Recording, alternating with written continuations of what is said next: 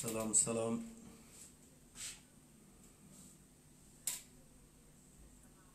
Abubakar Jarabi, salam alaikum.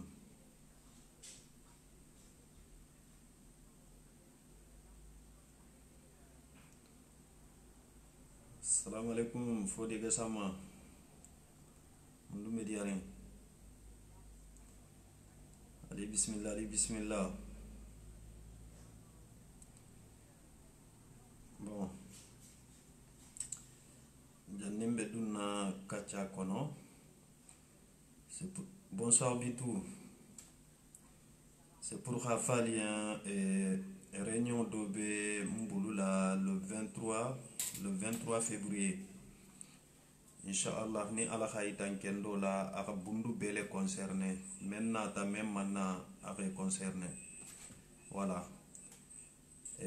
bera kanere jija fable la réunion le mot fédération na réunion le mot mais il y a association bele invité je association même bundu be dengati ban même village réunion le tiban aka bele concerné donc mo be si jija le 23 février ning Inch'Allah à partir de 13h Paris 15e donc mo di béré djidja e kanaje réunion membe folaje membe kelaje aka kebe nyala salam alaikum ba ni o fanan tambita soldalu membe mutarin soldalu bulubi wala mu misra manifestation ti Inch'Allah le 6 avril 2019 le 6 avril ni ala khaytan kendo la wuli misra manifestation be mbuluje be ba kalama voilà moko be si jija manifestation e kam moko ndin jato gosila moko menu ba to gosila politique sengalé mu politicien menu ba to gosila fana menu malo politique si taka buluba la ban asi taka mara la ban i malo parce que iketa politique sen tinya wonyande malla ni sinay ban ila sate la développement ma iketa politique sen tinya wonya ila sate la développement ni xe bawo madron y a un problème voilà ici banno ku jamama mais sate la développement ndel dunu na manifestation ni et mbe fen noma mbe sate la développement ne noma donc jeunesse ni mo message soleti kumante bi même manfo isafole man tululo ala ou bien ama intéressé mais khafoko na direct nyin kono kuma si sotom bi si la même manfo aka dogo nga befole wala khake na direct kuo fanga nin kumu dondi mbotala parce que kuo même manfo aka dogo mais ali jija ngambulo di nyokoma nga na village lu dema pour nga avancer mbe fen kilim folalien membe France membe Italie membe Espagne membe sigirinsu ni besi développement keleno ni besi développement keleno menu damma be sigirinsu wol miya keno ntel menu be jan ndamma miya keno mais à l'ensemble nsa keno asitaria asiben mais ku jama beje fongol bon sondo meluto anim fana nga kurasta nga salaya dabla parce que dernier temps nina après ntelo même constaté na communauté konola et jama sitara fala ko nganil fanante nyoy mais je pense pas ni wo mon na problème au fembati non parce que nga jubele courage le be mankerin ani na fata ko nga passer action là mo si tara mankerin trop o c'est pas bon courage le be mankerin mais mbelari nga la ken mo holu nga nebele nyoyen hakilla tal be kilin parce que mbe gere o gere la mbebe développement ni ne gero la mbe kuma la fana mbebe développement ni ne kumola e khado imalon ni mokol be katchala say souvent politique ku kumole mu développement kumo mais na fota kala nga tambi action la dron problème o be jele action ni ni ngamba njema nte avancer la fo ka dunia wuli nte avancer la responsabilité fana ngamba wo male ali haketu de malo ngam men fen ken na téléphone la désolé donc responsabilité ya fana wo be manquering na communauté in kono kende il faut que à un moment donné ngana responsabilité ya fananta voilà et président il vote tayen il man vote ayen ante fen kelantelian inte fui kelanye ntele folo folali nim fangalu man menke mfanye inte fui kelanye et koni man vote karisa na gagneta ntelu mbe merdo kono la on s'en fout na khadi mo fan kana gagner mo kana sigi ou bien na khadi be ga gagner mo fula sabaka ta palela ntella hajun toto ntelia mensi ntelia développer wole munyenti ngam bulo di nyoko manga kafu inya be nam bulo be nyoko bulumbe kafu rien c'est tout o drone sintelia développer ni ngam bori noma itel jey menke la ka barasi lu makke mo ko lu nyaato ka barasi makke mo ko lu nyaato pour nkan manifestation lu ke pour nkan den no xam bulo di nyoko ma non politique inte woti na khadi fengo fenga di e qafo mais wallahi ni nya bala benna manifestation lu ke kan i nya bala benna réunion lu ke kan de temps en temps de toute façon ni radio droit lu kafote be na lale e komi ngaje nya menna bundu association lu felenti nke si borim ken dalale surtout ni élection sita ibal la réunion lu ko lala ibe kila bulala ma kombe nala ibe réunion lu ko lala ibe kila bulala ma kombe nala donc ni ala khala ngini et le 6 avril wuli misra manifestation bemboulje manifestation ni base ko pour créer emploi des jeunes ku jama fanamba koto ni radio bi nintella femembe pola télé la foni nga godo sara pour y khala bo télé la manifestation fane ka godo sara pour khala bo télé la mais c'est normal parce que ntelu na oje la ma fanlu tous les jours koule be passer kanje mais est-ce que man sabe kalama man sante kalama o man sami tarno kalama fana parce que ntelu te réclamation ke kan na fota ko télévision correspondant bembulu wuli misrabi ou bien hani jala koto ou bien fo ka takabla ke dugula télévision do correspondant bene ni wo khame ka foko ko wulin ko wuli ta kebe manifestation kala aman jala to ka takakalbe godi sara la pour y gala bo télé la non itel beta la baro le kala khala bo télé la ku jama fana be passer kanya bon ni radio ben ntelube baluka na seno le lento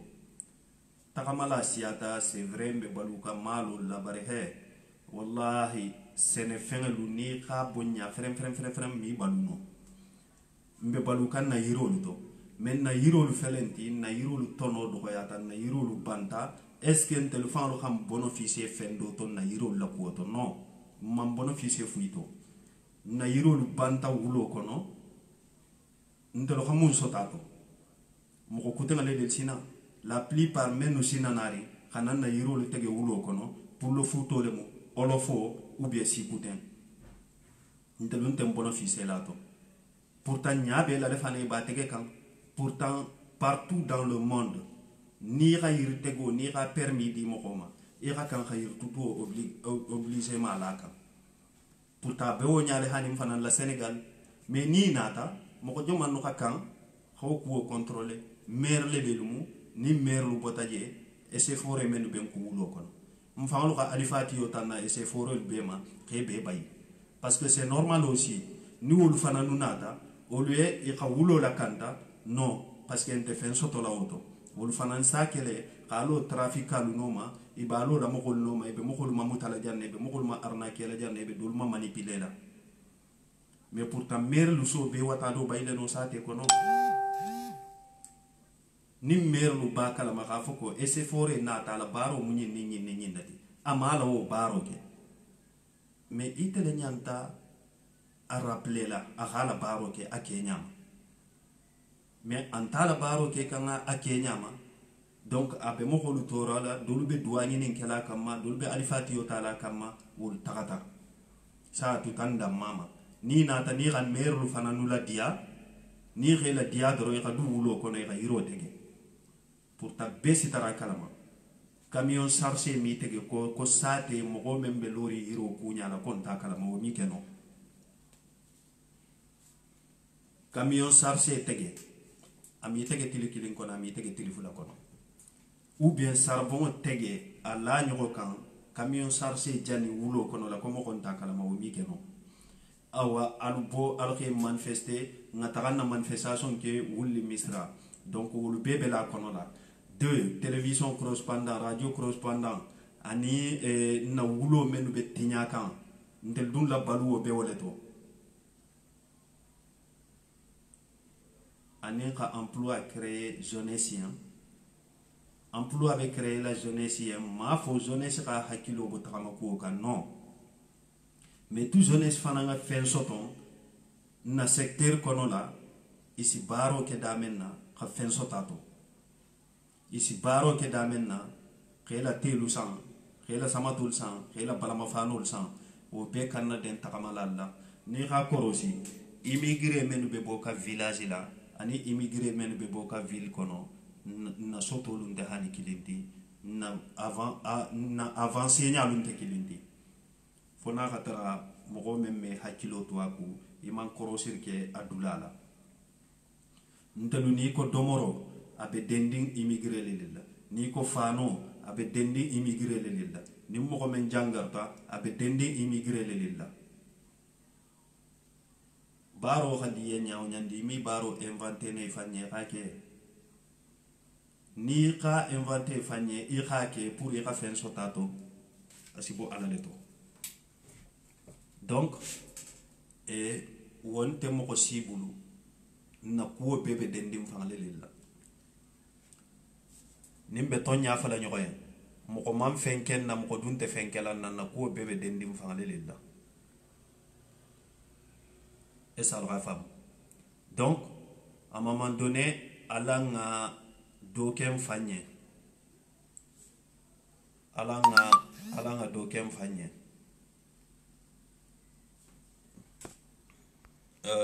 alia ketu de dola ka domandi ki pour ngati kili parce que nte me jabula ligno la bi nte na me jabula ligno la mo me nga domandi ki mbe wole kili kan malo Abu Drame lemba ila domandi to ki nye kili parce que domandi nye je pense que c'était allé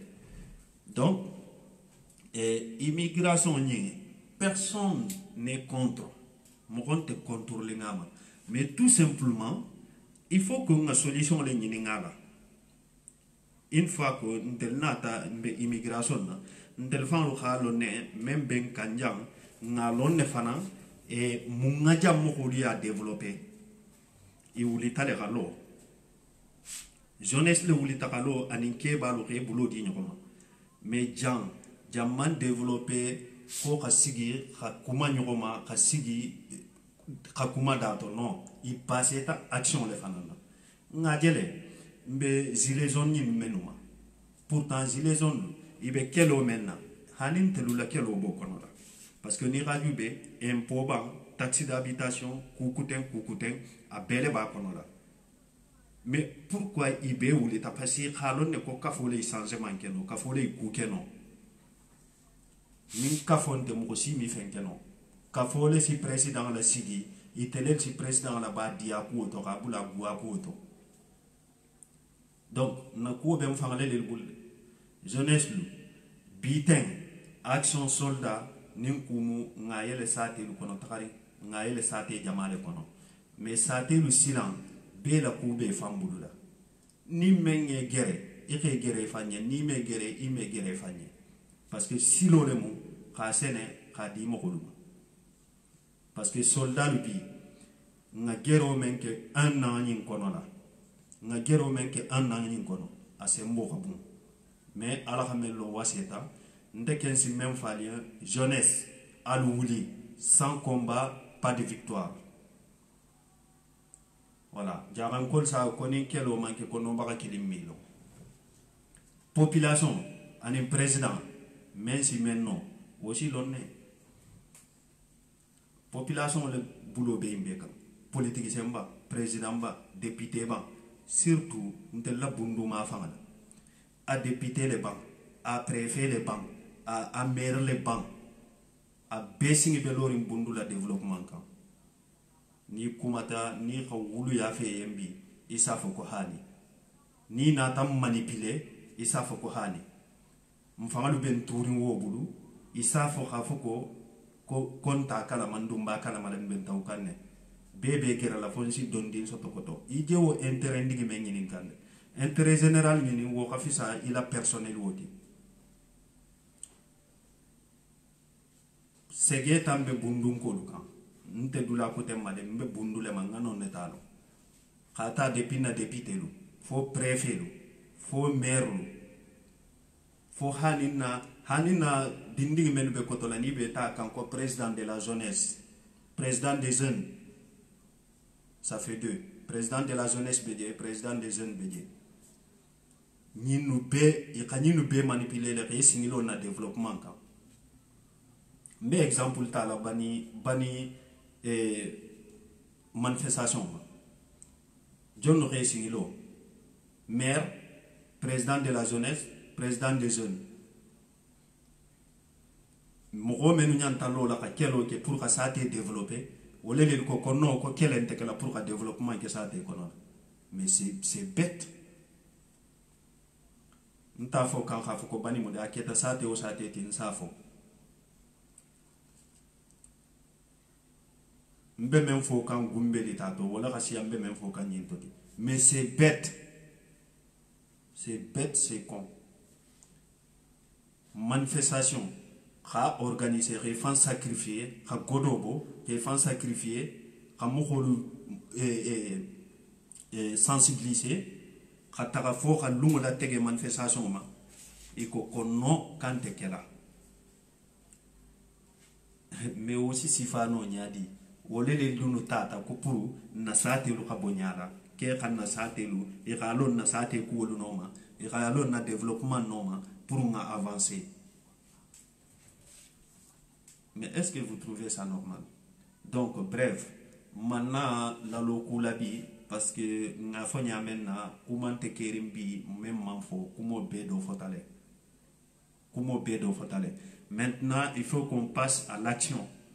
Mais parce que quand action la nyadi kaita mansala phénomène be manquerin nambe besoin de ni nama.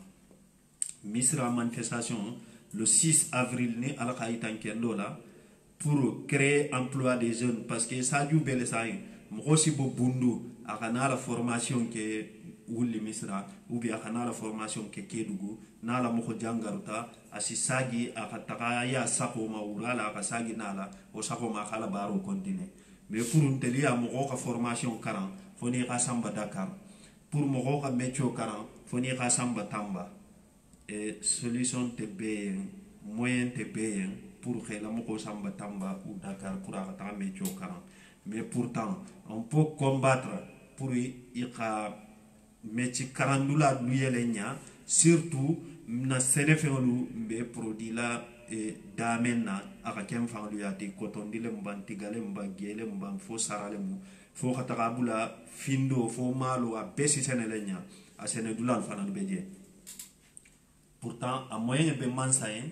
ka fendo créenya mfanan la zone sur be barala nyame mais nin tellement réclamation que man ça s'en fout tant que nous on réclame pas nos droits ils nous donnent pas inta di lamma fonte lelo kan na droit réclamer mansa sina na droit dimma mais nintel wulita kombe na droit réclamer la mfangalu damma lesi tara nyogoti nyala ma fo mo ko kan te nyade parce que ala ka mo ko kementi imu wolati quoi voilà mais ici tara ni mouvement gereni bela ni dolu xame a ko do ko be karlu ma ban non do kon te telema a fo mandi nte critique répond quand nte fem mbe kumalemu même be passer ka communauté kono fo ka folé tant que man changer mentalité ni nga changer nga avancer comme rolbe avancer ka nyame mbe men no man to sotola mbe men no ma to sotola donc ni mɔgɔ mɛ lafita kiliro kɛla manna la loku la bi natale tout simplement ka konturandi lu ke dondi na association kunya la ani fana na manifestation membe gondi bibi mɔgɔ ni har ni te lafita 2 euro le sarala ila fita 3 euro le sarala ila fita fem sarala itigisi asara pour ka soldat le soutien voilà pour asara kana diginna mais manifestation ni ala kharani le 6 avril wuli misra be ke kan na asara allah taala même be besoin dinna mo fana la soutien ma mo si kana jutu kana fo ko kari lu sake non partagez vraiment maximum la vidéo s'il vous plaît kana fo ko no ko kari lu sake non ite si mendi no iketake ndal taka sando fo signa si ame ko daji o man si abarni be ka tupi ka isi sina wole munyindi mo kilim yake no mais nim bere bulo den godo ila cotisation siata doyata harni anoro le mo imaginez vous bundu bera anoro labo wuli bera anoro labo hani mia beke no manifestation fereti mais ni radio bi manifestation ko la do be sigila ke kasi ko faida ketale barin torota c'est parce que ntembulo le di kanyo mante nyo soutenir kan en plus peut-être il y a un manque d'information mogolunte info nyim fahamu kan afamu nyama abedolien ko politique mouvement nemo non ça n'a rien à voir politique mouvement parce que ni politique mouvement ne tout mo politique c'est nata une proposition même be nata depuis nga commencé tout mamé tarabi bi batar lalé nga combat indabula nga lo politique c'est non mais on s'en fout pas aussi ni ramé politique njehani njey maintenant sensibilisation ni ça fait partie des politiques mais politique et politicien ça fait deux ntelun te politique senti voilà mais on est obligé de travailler avec eux vraiment ni la fitana avantage là font nga denne ni ka kafu nga bara mais ma fait manipuler de non manipulation au bantale terminé donc wuli misra ni ala khalangini le 6 avril bereji jang hajo be donnema mo ndi ni men si 2 euro no men si 3 euro no e kana hésiter kana trésorier le kili duto seni atoko mo le Facebook là ou Fodé Dia voilà Facebook là ou fanan toko mo le ou il a numéro téléphone lu inshallah bon mo ndi ni la fita sara lo kala ni ka message qui m'a privé là si le numéro téléphone qui m'a voilà ni dum si fan la Facebook la soto no e kili mo ndi ni si 2 euros ou 3 euros ou 20 euros ou 100 euros même 1000 euros on en a besoin voilà pour manifestation le 6 avril inshallah donc soldat la association fana ayele tale ten be appel lancé la mo ni la fita kala acteur ti ibe 70 euros le sara la sankono ni mal la fita ke acteur ti la fita kala membre le tidron ibe 20 euros le sara la sankono la à différence mo ndi ni adressé soldat au soldat dina je pense que sa explication dit le nom clairement différence même be tema voilà donc on a appel lancé mo bema mo tout le monde est libre de rentrer dans l'action soldat Diara et tout le monde est libre de ne pas rentrer aussi parce que à un moment donné ni kebe mokolu tra la jaxu fana parce que mokoli ko intérêt personnel le bedie wala ka kebe tra la non wuli hakelo ke fanye ka balu ire balu soto moi je pense que non kumo manya siala non kumo na siata dron c'est qu'il y a un problème ala ngan kono ge ya nyoma en tout cas ndey fen kilim fali hein encore merci à tous les soldats merci encore à tous les soldats alors khabaro menke dunia be khajele na manifestation men na bota télé la bundu be khajele manifestation mi ke khabo télé la doléance remplir a dit préfet ma préfet rasamba fo président ma président ka fo kanta kala mana ko fa fani aba kalama awa misra ta fana ni ala halangini doléance memorandum nyin kono mbe fem be mbozon be fem dima ka aligné par prioritaire fo président bulo kono la président ko me na secteur la killing fula saba président mi afo kantente la besoin no kalama mais be khatu deri foni élection sita i khana kham manipuler ngam ko men fana nu ta ko xana dulalu développer no le mun na merulu ni na préfet ni na député ni rame député mo ko le be koma ni rame préfet mo ko le be koma ni rame maire parce que ça té dinglu bedje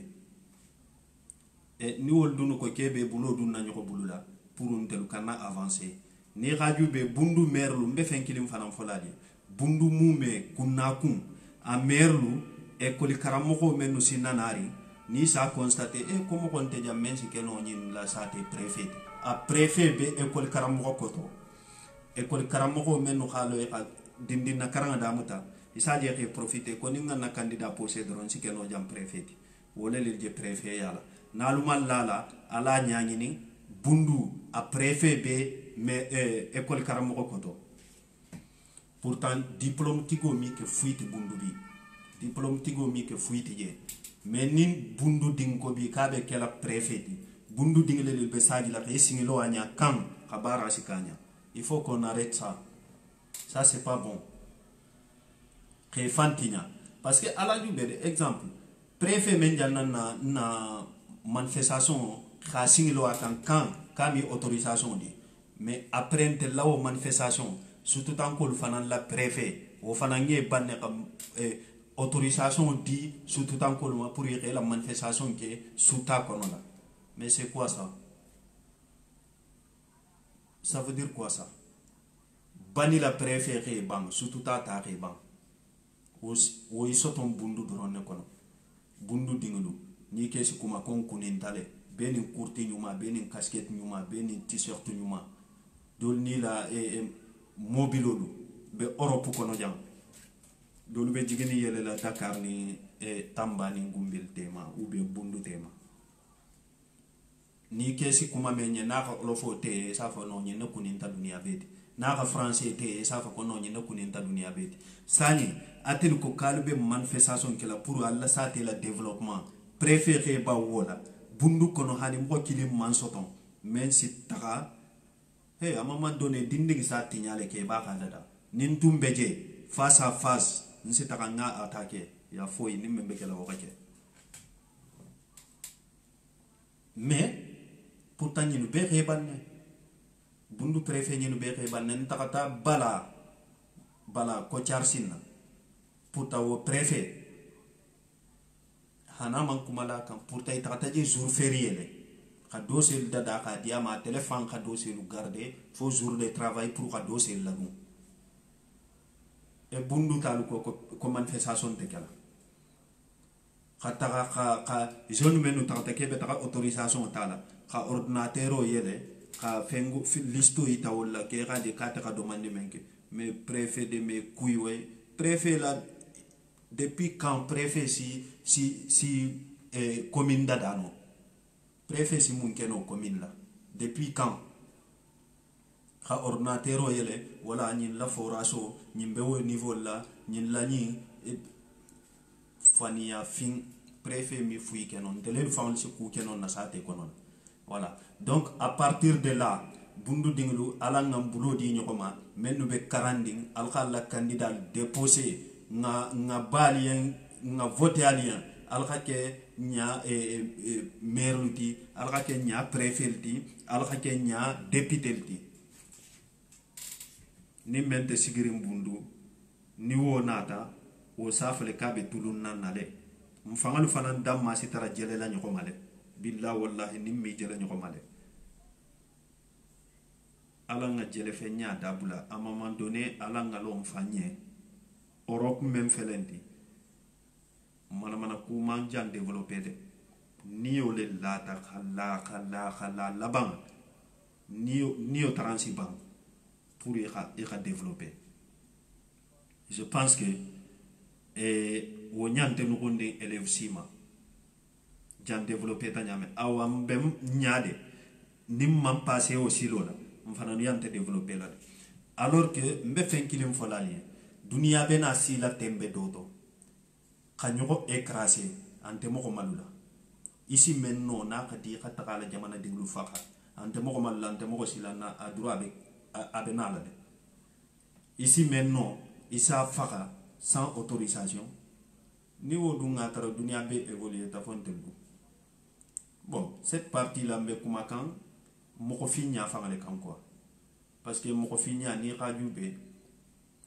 et toro pas doula si amanela, mon man toro, enfin le grand toro. Avec comme ça, un tibabo a fait mon fils qui est mon fils. Ça dit ou digital, khari. Il doit mon fils malade. Ni tata côté donne ni kae, est-ce que tu es fier des trous noirs? Ouais, je suis fier des trous noirs. Ni mon gars qui est mon fils. Ouais, mais porte plainte là. Mon natibabo le code, il faut loi appliquer à la sigi. Pour que faciliter un boulot là, il faut être fier de toi-même. Ni mu bundu koti, il faut être fier de bundu. Ni mu tamba koti, il faut être fier de tamba. Ni mu mokofingiti, il faut être fier d'être noir. Pourquoi ici ban ici yama? Pourquoi bundu ko dolbe je man la fi khafo ke bota bundu hani dol fa safo ko pourquoi ntabe kuma la jaran ko la mi kuma français abe ma hinarne mbe kuma kam mo ko menu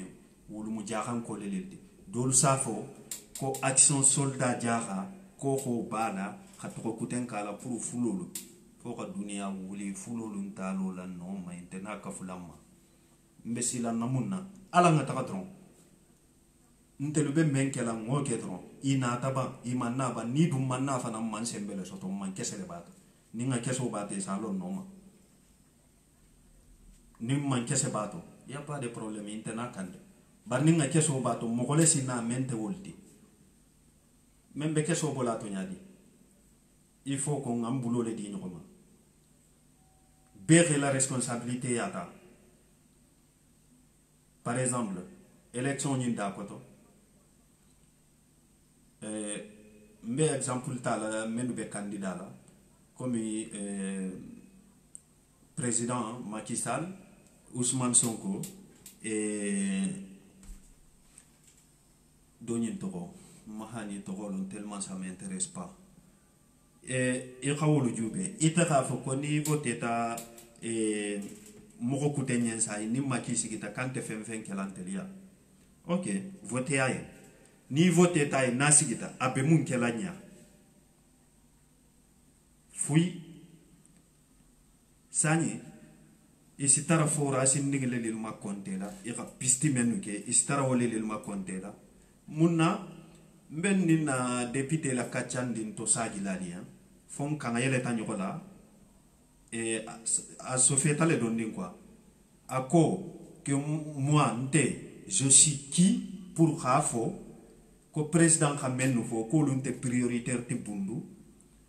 konte lo khamenu fo ko le mo prioritaire ti ko parce que koni tata bundu bi ni ga meeting ke bundu dawdande ke ça fait un fora sol ke ka pistilu ke bari bundun ko dami make godron ko la bundun ko dami make hôpital ko la ou bien ndelo ka fe ngmen demander dal nka moi je suis qui pour dire ça nko parce que je suis un fils de bundu une fois qu'on keta bundu dingeti kumina no bundu ya fa konte man kan khanda bula auto non bon quand elle est tanyola be na telle attention na jigi nga kumol la ku nyoko kan mais est-ce que bundu dingelu bundu silonte prioritaire tiba isi ta bundu sate jomanto ira meeting keje ira fait kono bundu silonte na prioritaire ti no wonte keri mais pourtant itel sitara wole fola ici basé wole kan wodu mo fani alati